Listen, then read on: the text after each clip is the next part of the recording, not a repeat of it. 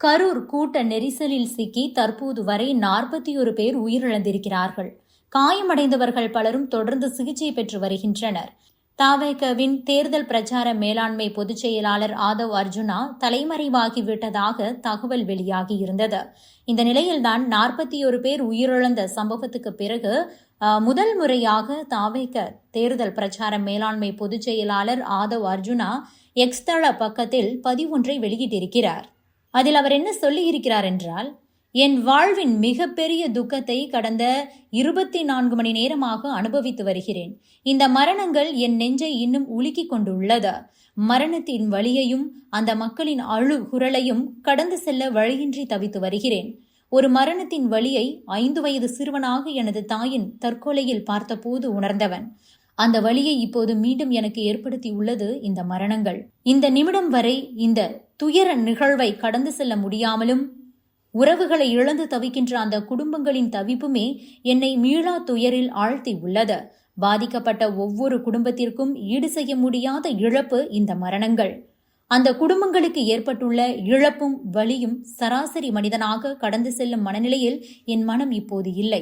இறந்தவர்களின் ஒவ்வொரு குடும்பத்தினருக்கும் அண்ணனாக, தம்பியாக, மகனாக, அந்த குடும்பங்களின் கனவுகளையும் நம்பிக்கையையும் சுமந்து செல்லும் ஒரு உறவாகவே எனது வாழ்க்கை பயணம் இருக்கும் என்பதை இறப்பின் வலியை சிறுவயதிலேயே உணர்ந்த ஒருவனாக உறுதியுடன் கூறுகிறேன்.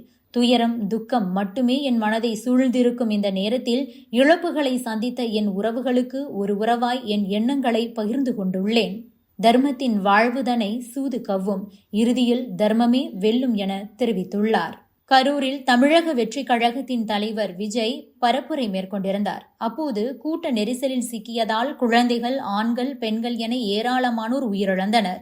தற்போது வரை 41 பேர் உயிரிழந்திருக்கின்றனர். பலர் மருத்துவமனைகளில் தொடர் சிகிச்சை பெற்று வருகின்றனர். வேலுச்சாமிபுரத்தைச் சேர்ந்த நல்லுசாமி என்பவரின் மனைவி சுகுணா என்ற 65 வயது பெண் தனியார் நிறுவனம் ஒன்றில் வேலை பார்த்து வந்துள்ளார். நேற்று முன்தினம் தவேக கூட்டம் முடிந்து இரவு வெகுநேரமாகியும் சுகுணா வீடு திரும்பாமல் இருந்திருக்கிறார்.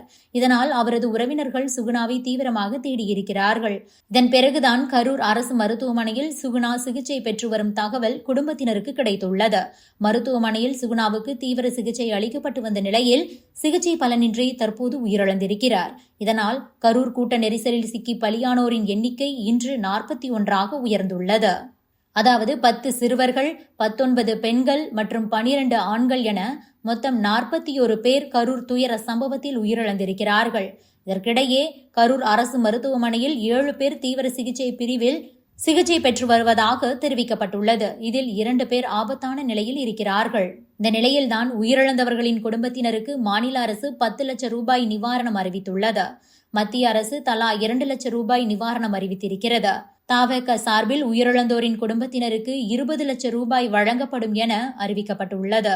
கரூர் சம்பவத்தில் முறையாக விதிமுறைகள் பின்பற்றப்படவில்லை என்று கூறி தவேகவின் பொதுச் செயலாளர் புசி ஆனந்த், நிர்மல்குமார், மதியழகன் உள்ளிட்ட 4 பேர் மீது ஜாமீனில் வெளிவர முடியாத வகையில் 4 பிரிவுகளின் கீழ் வழக்கு பதிவு செய்யப்பட்டுள்ளது. Subscribe to One India and never miss an update.